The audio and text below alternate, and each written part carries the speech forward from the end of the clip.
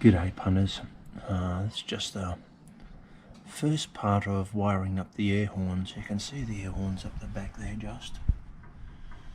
I've run this red cable through some existing conduit, and that's this conduit here, which is for my water pump up the back, and I've run that all the way down.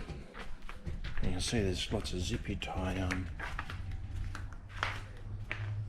rubbish around everywhere because I had to cut everything off and re-zippy tie it up.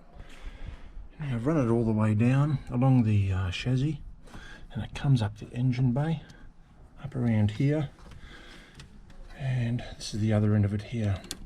As I mentioned previously, the relay is going to go up here. I'm going to pick up power out of this power box. Just haven't decided yet whether it's going to be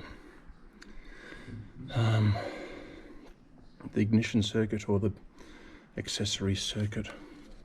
I've got my multimeter out, so I'll just check that out tomorrow. Now, I've been looking at the wire from the horns. I've got the yellow wire run out already. I've mentioned previously I want to pick it up off this loom here. I'm not too fussed about running, once that's spliced in, running wire around the back of the engine bay or underneath the engine bay back over. So at present my thoughts are I'll take this top support off, just 2 bolts either side, a couple of bolts up the front here. Hopefully the intercooler won't drop down or anything else like that. Hopefully I'll be able to lift that up and run my yellow cable underneath it and fix that in place. At the moment I'm probably thinking about some Sikaflex or some Celastic and just setting it in place and underneath this. Then run that back out, and I might actually pull the air box out. So I've already pulled some of that out from this afternoon, and run the cable back down behind here and back up this side of the air box inlet. So it comes up here. Earth, I'm just going to jump an earth up to this mounting bolt here from the relay, and down the back I've got to do a little bit of wiring for an earth down there as well. That shouldn't be too difficult, a little bit of soldering and some crimping, and that should be it. Tapped in down near a connector down the horns there.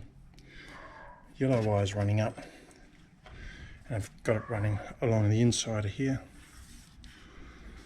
and you'll see it comes out down here, the yellow wire, up to the relay. You see I've got the relay connected up now. So I mentioned I picked up power outside the auxiliary power outlet. I'd gone into an existing earth point for the relay. What's left to be done now is the 2 connectors up at the back for the air horn solenoid. Okay, the air horns are finished wired up. I've done the front and the rear now.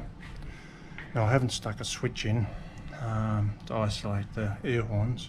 If I need to do that at some future stage, this earth wire that's down here, just take it off the earth there and I'll run it straight up into the cab for a 2-way switch and earth it out the other side of the switch, and that will isolate that relay. Just going to give the air horns a bit of a blast so you can hear the difference before and after, I suppose. Yeah, I'll give it a blast as well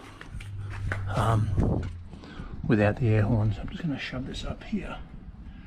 No, I won't. I'll stick it over here.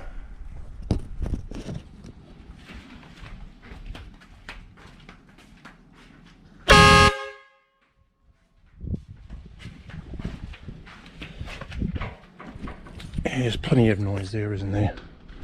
Now I'll just turn off the air horns. You can hear the normal chirpy horns. That finishes the air horn project.